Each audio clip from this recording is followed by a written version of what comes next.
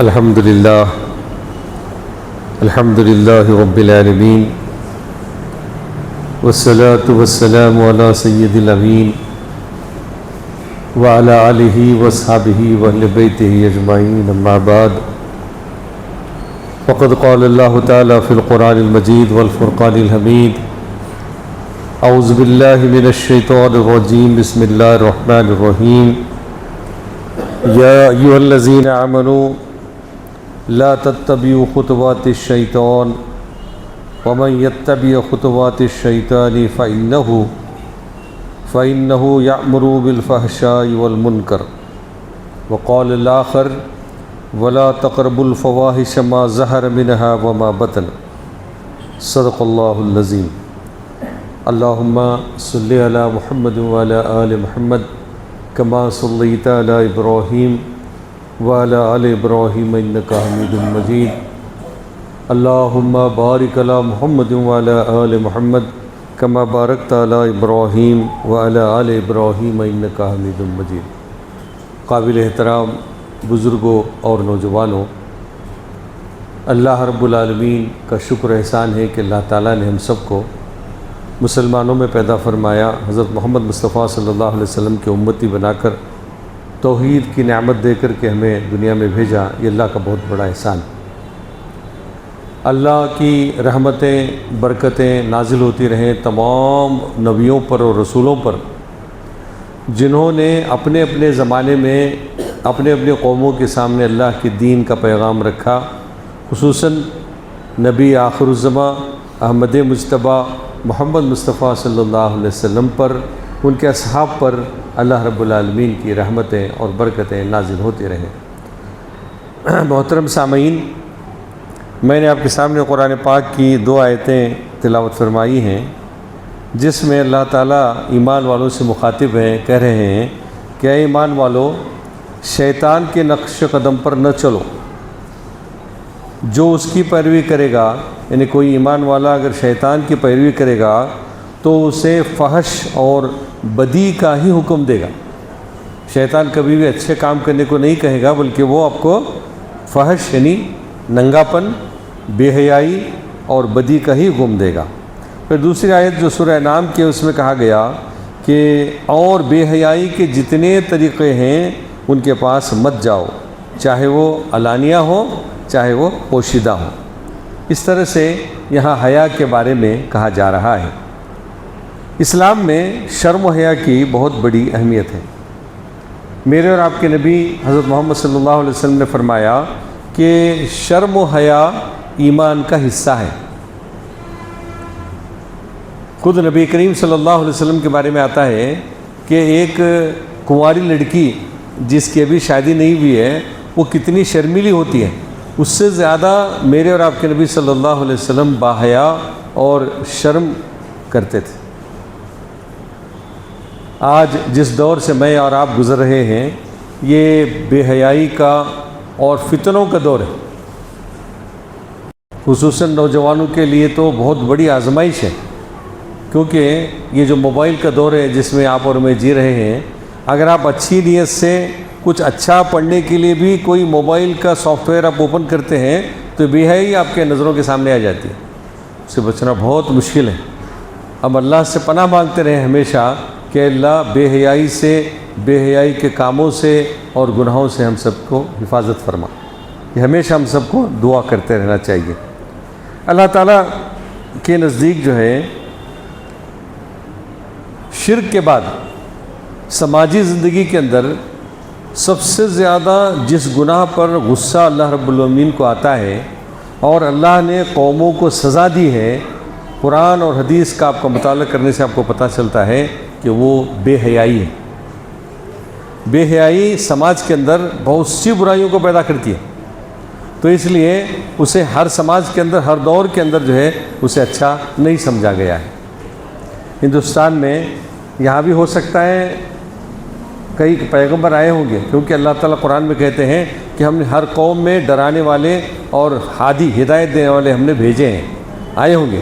اب یہاں بھی ہم غیروں کے سماج میں ہم دیکھتے ہیں کہ کوئی مرد اور کوئی عورت کا بغیر نکاح کے بغیر شادی کے اگر کوئی ان کا کوئی ناجائز رشتہ ہے تو سماج میں اسے اچھا تصور نہیں کیا جاتا۔ غیر قوم کے لوگ بھی یہ کہتے ہیں کہ غلط ہے، یہ کہاں سے تعلیم ان کو کہاں سے ملی؟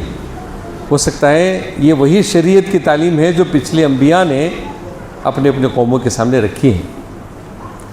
پھر یہاں جو قرآن کے اندر جو بات بتائی اللہ تعالیٰ نے ایمان والوں سے خاص کر کے کہ اے ایمان والو تم شیطان کے نقش قدم پر نہ چلو۔ شیطان کیا کرتا؟ کبھی بھی جو ہے ایک مثال سے سمجھیے، ایک دم بڑے گناہ کی طرف نہیں بلاتا۔ خاص کر نوجوانوں کو اچھی بات یہ سمجھ میں آ سکتی ہے۔ اب نوجوان ہیں، کالج کو جا رہے ہیں، مکسڈ ایجوکیشن ہے، سب مل کر پڑھ رہے ہیں، وہاں کیا ہوتا ہے لڑکے لڑکیاں ساتھ پڑھتے ہیں۔ شیطان پہلے کیا کرتا ہے، لڑکی کے ساتھ چائے پیے تو کیا ہوتا ہے، چائے پئیں گے، چلو کینٹین رہتا کالج میں، چائے پئیں گے، کیا نہیں ہوتا چائے۔ پھر تھوڑی دوستی ہوتی، گہری ہو جاتی، پھر جو ہے چائے کا دور چلتے رہتا۔ کچھ دن کے بعد میں کیا ہوتا، اکیلے میں کہیں باہر ملیں گے۔ یہ شیطان کے حملے، شیطان کے قدم بقدم مت چلو، یہ جو کہا جا رہا ہے اسی طرح سے آئیے آپ کو وہ گناہ کی طرف اور گمراہی کی طرف، وہ دوزخ کی طرف انسان کو لے جانا چاہتا ہے۔ پھر چائے کا دور ختم ہوا تو پھر بعد میں اکیلے میں ملنے کا دور شروع ہوتا ہے۔ پھر اکیلے میں جب ملنے لگے تو آپس میں محبت بڑھ جاتی ہے اور دونوں بے قابو ہو جاتے ہیں۔ پھر جو ہے آگے جو ہے اور گناہوں کا دور شروع ہو جاتا ہے۔ اس طرح سے وہ دھیرے دھیرے کر کے گناہوں کے دلدل میں پھنس جاتے ہیں۔ تو اس لیے اللہ تعالیٰ کہتے ہیں اس سے پہلی سٹیج میں ہی دور رہو۔ آپ کو سن کر تعجب ہوگا، اسلام میں عورتوں کو حجاب جو کرنے کا حکم آیا، اس سے پہلے حکم اللہ تعالیٰ مردوں کو پردہ کرنے کا حکم دیتے ہیں۔ آپ بولیں گے مردوں کا کیا پردہ صاحب، مرد مانے کیا پردہ کرنا؟ بولے مرد مانے کے لیے، مردوں کے لیے کہا گیا کہ تمہاری نگاہوں کا پردہ، انہیں تم نگاہیں نیچے رکھا کرو، غیر عورت پر، نامحرم عورت پر ایسے ہی دیکھتے پھرنا، گھورتے پھرنا، جو ہے نگاہیں لڑانا، یہ سب جو ہے بے حیائی کے کام، ان سے جو ہے منع کیا گیا۔ آپ دیکھیے شیطان کے تیروں میں سے ایک تیر جو ہے وہ نگاہ کا تیر ہے۔ نگاہوں سے پورا کھیل جو ہے شیطان کھیل جاتا ہے۔ تو اس لیے اللہ تعالیٰ سب سے پہلے مردوں کو یہ کہا گیا کہ تم اپنی نگاہیں نیچے رکھا کرو، نیچے رکھ کر چلا کرو۔ پھر اسلام میں یہ جو اللہ تعالیٰ نے یہ نظام، بے حیائی کے نظام کو سماج کے اندر بے حیائی سے روکنے کے لیے جو طریقے اللہ تعالیٰ نے جو ہدایتیں دیں، اس میں سب سے پہلی یہ چیز ہے کہ نوجوان لڑکوں اور لڑکیوں کی شادیاں جلد سے جلد کرنے کا حکم جو ہے دیا گیا۔ اور آج ہمارے سماج میں کیا ہوتا ہے، لڑکا جوان ہے، لڑکی جوان ہے، لوگ کیا کہتے ہیں، نہیں صاحب ابھی لڑکا انہیں اپنے پیروں پر کھڑا ہونے دے صاحب، پھر تھوڑا کمانے لگا تو ذرا کمانے صاحب، بعد میں دیکھیں گے، شادی کریں گے۔ یعنی اس کا سٹیٹس اور بڑھ جائے، اس کا سٹیٹس بلند ہو جائے تاکہ اس کے سٹیٹس کے برابر کی لڑکی ہمیں دیکھنے میں آسانی ہو جائے، یہ لڑکے والے سوچتے ہیں۔ اور لڑکی والے جو ماں باپ ہوتے ہیں وہ ان کی فکر ہوتی ہے کہ جلد سے جلد ہم لڑکیوں کو بیاہ کر دے دیں۔ آسان شادی، آج جو ہے تقریر کرنا میرے لیے آسان ہے، آپ کے لیے سننا بھی آسان ہے، مگر پریکٹیکلی یہ چیز بہت ہم نے مشکل کر کے رکھ دیا ہے اسے۔ عبد الرحمن بن عوف رضی اللہ تعالیٰ عنہ جو بہت بڑے بزنس مین تھے، بہت بڑے ملینئرس میں ان کا نام آتا ہے، اور اللہ کے نبی صلی اللہ علیہ وسلم نے جو 10 لوگوں کی جنت کی بشارت دی تھی نا، اس میں ایک ہیں۔ وہ نوجوان تھے، مدینے میں ان کی شادی ہوتی ہے، دوسرے دن صبح کی نماز میں وہ آتے ہیں، ان کے جسم سے خوشبو آتی ہے، ان کے کپڑوں کو کچھ رنگ لگا ہوتا ہے۔ رسول اللہ پوچھتے ہیں عبد الرحمن کیا ہے؟ وہ صحابی کہتے ہیں یا رسول اللہ کل میرا نکاح ہوا ہے۔ آپ اندازہ لگائیے، وقت کے نبی موجود ہیں مدینے میں،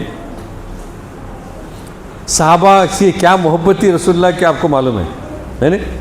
دل و جان سے چاہتے تھے رسول اللہ کو، اپنی رسول اللہ کی ایک بات پر اپنی جان، اپنا مال، اپنا سب کچھ ان کے قدموں میں لا کر رکھ دیتے تھے۔ ایسی محبت کرنے والے شادی کو دعوت نہیں دے، بول رہے صبح میں بول رہے ہیں کل میری شادی ہوئی، تو اس پر رسول اللہ نے کہا ٹھیک ہے شادی بھی ٹھیک ہے، نکاح اب جو ہے ولیمہ کرو اور سارے لوگوں کو اطلاع کرو کہ تمہاری جو شادی ہو گئی۔ یعنی لڑکے والوں کو یہ کہا جا رہا ہے کہ تم جو ہے شادی گپ چپ یا ایسے ہی مختصر کر لی ٹھیک ہے، مگر تم ولیمہ کر کے سارے لوگوں کو بتا دو سماج میں کہ شادی ہوئی ہے۔ یہ جو ہے سسٹم جو ہے ہم کو آج اڈاپٹ کرنے کی ضرورت ہے۔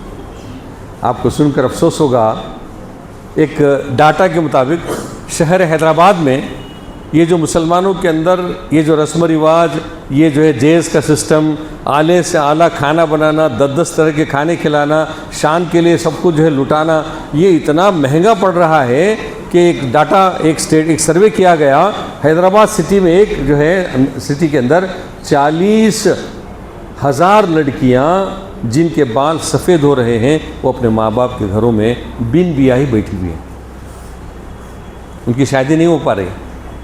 اب اس کے ذمہ دار کون ہیں؟ اس کے ذمہ دار سماج کے وہ امیر لوگ ہیں جو اپنی بیٹیوں کی شادی بہت دھوم دھڑاکے سے کرتے ہیں، اور یہ بھی نہیں سوچتے کہ میں جتنا دے رہا ہوں دوسرا کہاں سے دے گا، دوسروں پر کیا بوجھ بنے گا۔ آج ہم کو سماج کی دوسرے بچوں کی ہم کو فکر نہیں ہے۔ اگر ایسا سوچتے مالدار کہ میری بیٹی کی میں شادی بہت دھوم دھام سے کر رہا ہوں، اس میں میرے خاندان کی یا ہمارے گاؤں کے غریب لڑکی کی شادی مفت میں کرا دوں تو کتنی دعائیں ملیں گی، آپ ہی ذرا اندازہ لگائیے۔ وہ جوڑا مرتے دم تک آپ کو دعا دے گا کہ فلاں صاحب جو اپنی بیٹی کی شادی میں ہمارا نکاح کرا کے دیے، غریب کا اچھا بھلا کر کے دیے، کیا جائے گا؟ آپ 5-10 لاکھ روپے خرچ کر رہے ہیں، یہ غریب جوڑا ساتھ میں اس کا جوڑا اگر آپ گھر بسا دیے تو قیامت تک وہ ثواب جو ہے آپ کو ملتا رہے گا۔ ایسے سوچ رکھنے والے بہت کم جو ہے آپ کو ملیں گے سماج کے۔ تو یہ بے حیائی سے روکنے کے لیے جو بات بتائی گئی کہ نوجوان لڑکے اور لڑکیوں کی شادیاں جلد سے جلد کی جائیں، پھر آسان نکاح کی طرف آواز اٹھائیں، پھر مرد حضرات جو جسمانی طاقت بھی رکھتے ہوں، مالی حالت بھی ان کی اچھی ہے، تو بیواؤں سے یا عمر رسیدہ لڑکیوں سے دوسری شادی کر لینے کا بھی رواج جو ہے سماج کے اندر ڈالیں۔ بے حیائی سے بچنا ہے تو یہ اسلام کے طریقے کو اپنانا پڑے گا۔ آپ بولیں گے کیا جی تمہیں دوسری شادی کرنے کا سے دعوت دے رہی کیا لوگوں کو کرو؟ ایسی بات نہیں ہے، سب کے لیے نہیں ہے، جو طاقت رکھتے ہوں، جن کو اللہ نے استطاعت دی ہے، اور نیت یہ ہے کہ سماج کے اندر جو بیوائیں ہیں وہ ان کو جو ہے گمراہی سے بچانے کے لیے، ان کو گناہوں سے بچانے کے لیے میں جو ہے ایک دوسری بیوی کا درجہ دے کر کے اسے جو ہے میں نکاح میں لاتا ہوں، تو یہ بہت ہی کار خیر ہے۔ جو لوگ سیرت کا مطالعہ کرتے ہیں ان کو معلوم ہے کہ رسول اللہ صلی اللہ علیہ وسلم نے جتنی شادیاں کی ان ساری شادیوں میں ایک ہی کنواری تھی، حضرت عائشہ رضی اللہ تعالیٰ، باقی کے سب بیوائیں تھیں۔ اور سب سے پہلی جو آپ نے شادی رچائی، آپ کی عمر تاریخ میں آتا ہے آپ کی عمر 25 سال ہے، اور حضرت خدیجہ الکبریٰ رضی اللہ تعالیٰ عنہ کی عمر جو ہے 40 سال۔ سوچ کر 25 سال کا نوجوان جس کے اخلاق پر سارا عرب فدا ہے، سارے مکہ والے رش کرتے ہیں کہ ایسا نیک نوجوان ہمارے پاس ہے، ویسے نوجوان کی شادی ایک 40 سال کی بیوہ عورت سے جو پہلی ہو رہی ہے۔ یہ دنیا کے لیے مثال ہے، اس امت کے لیے رسول اللہ نے مثال قائم کر کے بتائی کہ جو ہے یہ جو ہے سوچنا چاہیے اس طرح سے۔ ہمارے پاس کیا ہوتا، لڑکا لڑکی دیکھنے گئے، نہیں جی لڑکی ایک 6 مہینے کی بڑی ہے جی ہمارے چھوڑے سے نہیں جمتا لے جو رشتہ ہے، اللہ اکبر، 6 مہینے بڑی رہے تو نہیں چلتا کہتے ہو۔ یہاں وقت کے نبی جن کو اللہ کا سلام آتا ہے، اللہ کا پیغام آ رہا ہے، دو جہاں کے سردار ہیں میرے اور آپ کے نبی، 25 سال کی جوانی میں 40 سال کی بیوہ سے شادی کر کے ایک مثال قائم کر کے دے رہے دنیا والوں کو کہ یہ ہو سکتا ہے۔ پھر اپنی لڑکیوں کے، جن لوگوں کے لڑکیاں ہیں ان لڑکیوں کے ماں باپ کو چاہیے کہ وہ اعلیٰ تعلیم سے انہیں محروم نہ کریں، اعلیٰ تعلیم دلائیں، مگر ایسے اداروں میں ان کو تعلیم دلائیں جہاں کوئی ایجوکیشن نہیں ہے، صرف لڑکیوں کی کالج ہو، تاکہ وہاں وہ آرام سے اطمینان سے پڑھ سکیں۔ پھر اس طرح سے جلد جو ہے سماج کے اندر ان چیزوں پر ہم قابو پائیں تو بے حیائی ہم روکی جا سکتی ہے۔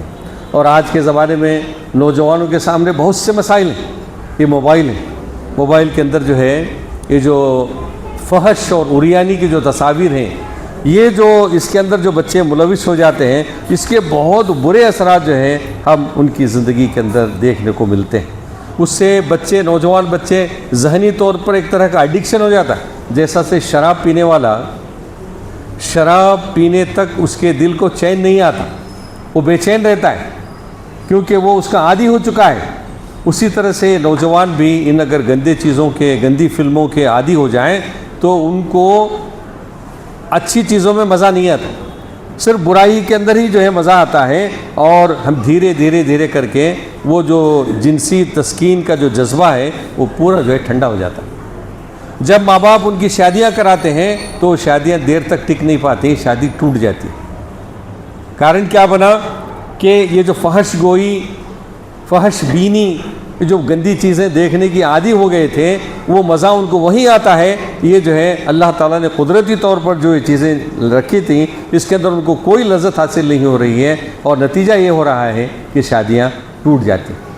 یہ مسائل جو ہے پیدا ہوتے ہیں. تو اس لیے ہمیں چاہیے کہ خاص کر نوجوانوں سے میں گزارش کرتا ہوں کہ ان تمام جو ہے یہ جو بری چیزیں یہاں بتائی گئیں ان سے جو ہے دور رہنے کے لیے وہ ہمیشہ جو ہے کوشش کریں. پھر نہ صرف جو ہے بے حیائی اس کی طرف، یہ جو پورنوگرافی ہو یا فحش بینی یا گندی فلمیں، یہ جو یہی نہیں بلکہ شراب ہے. شراب بھی جو ہے انسان کو برے راستے پر لے جانے کے لیے بہت بڑا آسان ذریعہ پیدا کر دیتی ہے، کیونکہ شراب پینے کے بعد آدمی کی عقل جو ہے ٹھکانے پر نہیں رہتی اسے. اسی لیے اسے ام الخبائث کہا گیا. ام الخبائث یعنی تمام برائیوں کی ماں. شراب جو ہے وہ تمام برائیوں کی ماں قرار دی گئی، اس لیے کہ جب آدمی شراب پیتا ہے تو نہ وہ اپنے ماں باپ سے اچھا برتاؤ کرتا ہے، نہ اپنی بیوی کے ساتھ جو ہے اچھا برتاؤ کرتا ہے، نہ اپنے بچوں کے ساتھ اس کا اچھا برتاؤ رہتا ہے. وہ شیطان کا ایجنٹ بن جاتا ہے. شرابی جو ہے اپنی بد زبانی سے، بد کلامی سے وہ شیطان کا ایجنٹ کی طرح بنتا ہے، اور اس کی گالیاں سن کر کے شرم آ کر کے ایک شرم و حیا والا آدمی وہاں سے نکل جاتا ہے، وہاں ٹھہرنے کو بھی اس کا دل نہیں کرتا. تو اسی لیے شراب ہے اور یہ جو گندی چیزیں ہیں ان سے اپنے آپ کو بچانا، اپنے نوجوانوں کو بچانا، یہ ہماری سب سے بڑی آج کے زمانے میں ہماری جو ہے ضروری.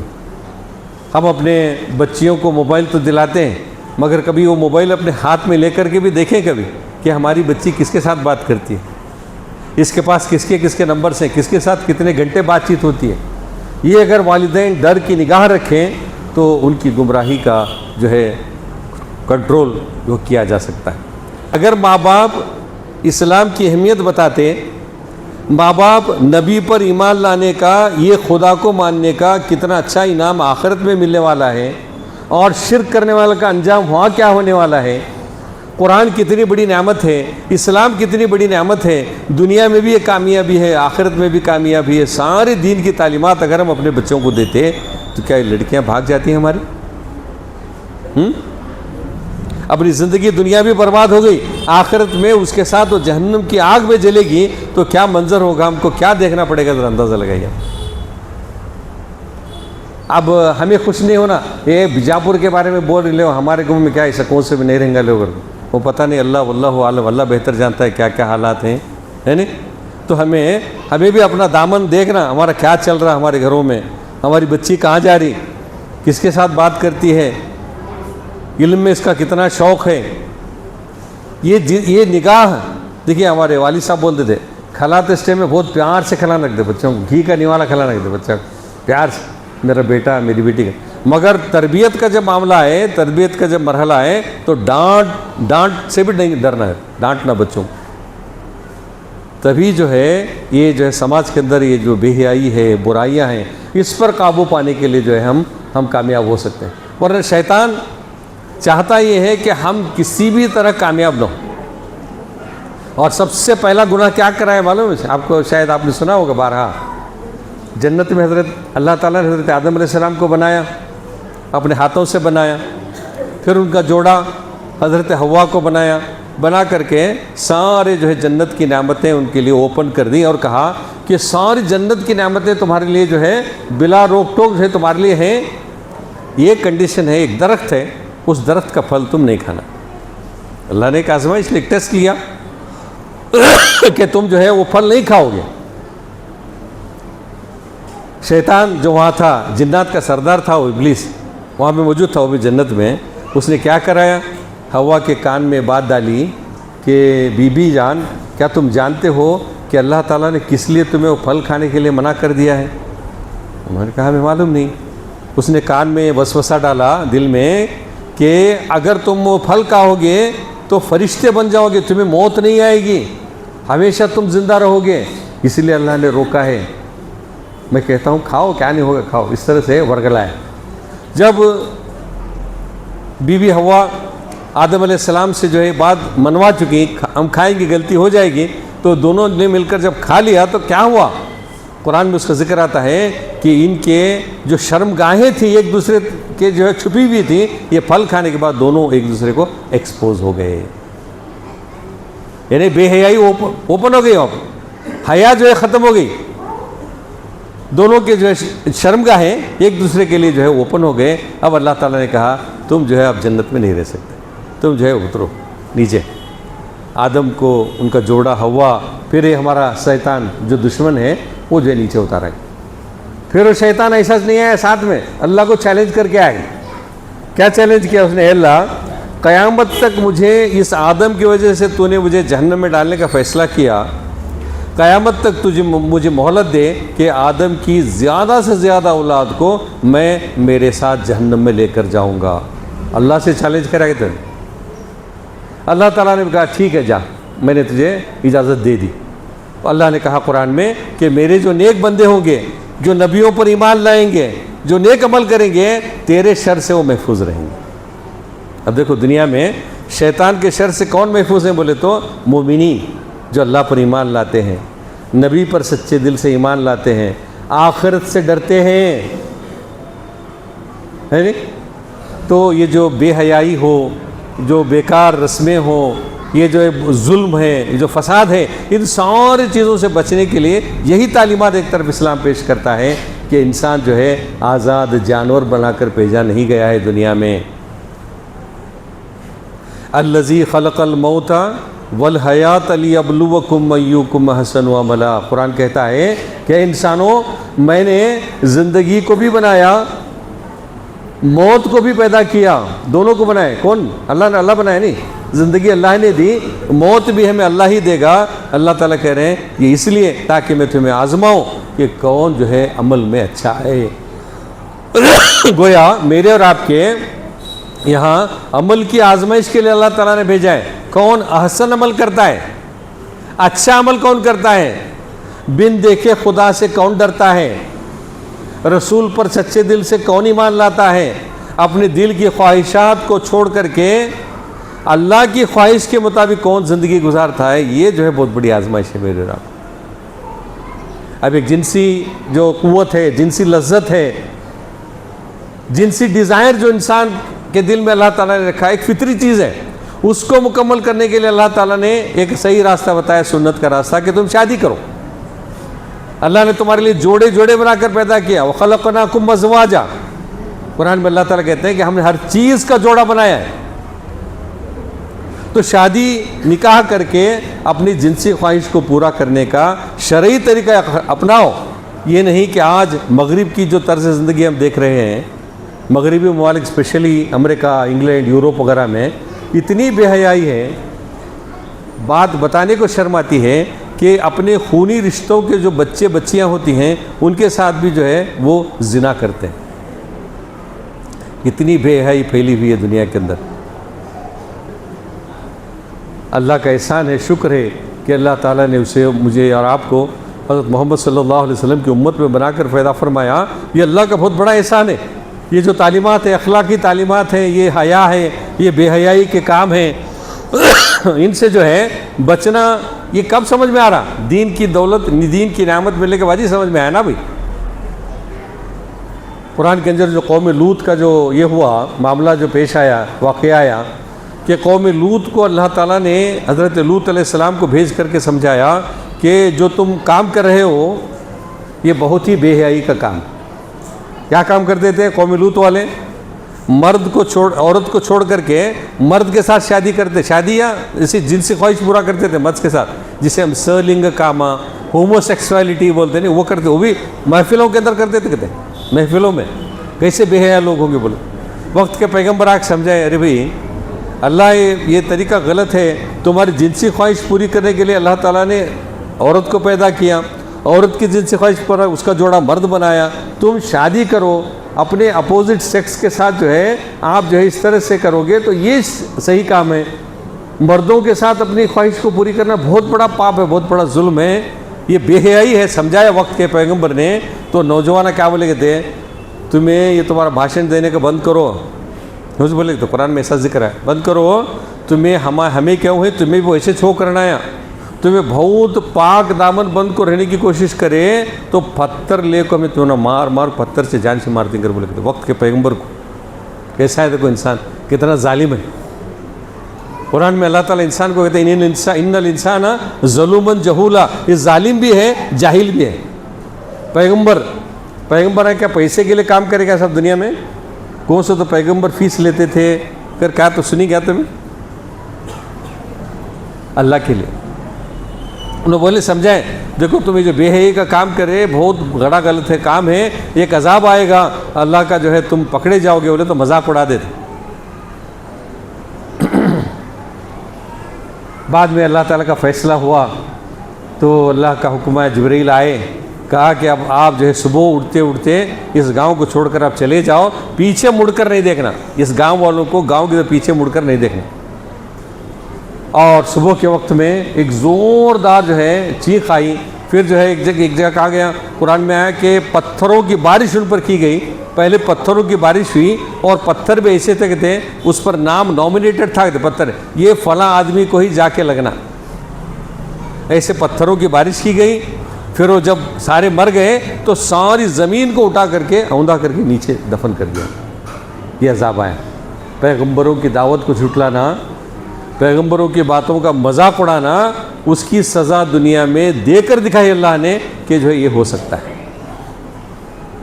مجھے اور آپ کو اللہ کا شکر ادا کرنا چاہیے کہ اللہ کے نبی صلی اللہ علیہ وسلم نے ہمارے لیے دعائیں کی کہ اللہ میری امت کو بڑی بڑی مصیبتوں سے بڑے بڑے عذاب سے محفوظ فرما۔ یہ میرے اور آپ کے نبی کی دعاؤں کا کرم ہے کہ اللہ تعالیٰ نے ہم کو بچایا ہے۔ تو ہمیں چاہیے کہ خاص کر نوجوانوں سے میں گزارش کرتا ہوں کہ یہ شراب، گٹکا، دیکھیے گٹکا بھی جو ہے حرام کہتے ہیں کئی علماء کرام، حرام ہے صاحب۔ تیرے نوجوانوں غصہ آتا کیا جی پیسے ہمارے ہمیں کھاتے ہیں، حرام کیسا واجب ہو؟ گٹکا کھانے سے ہماری جو طبیعت ہے اس کے اندر وہ خرابی آتی ہے، کینسر جیسے بڑی بڑی بیماریاں پیدا ہوتی ہیں۔ تو اللہ اسلام میں ایک ایسا قانون پیش کرتا ہے کہ اسلام میں ظلم دوسروں پر بھی حرام ہے۔ میں اگر دوسروں پر ظلم کرتا ہوں تو ظلم حرام ہے، اور میں اپنے آپ پر بھی ظلم کرتا ہوں تو وہ بھی حرام ہے۔ اب گٹکا کھا کر شراب پی کر کوئی نوجوان بیمار پڑتا ہے تو یہ ظلم کس نے کیا؟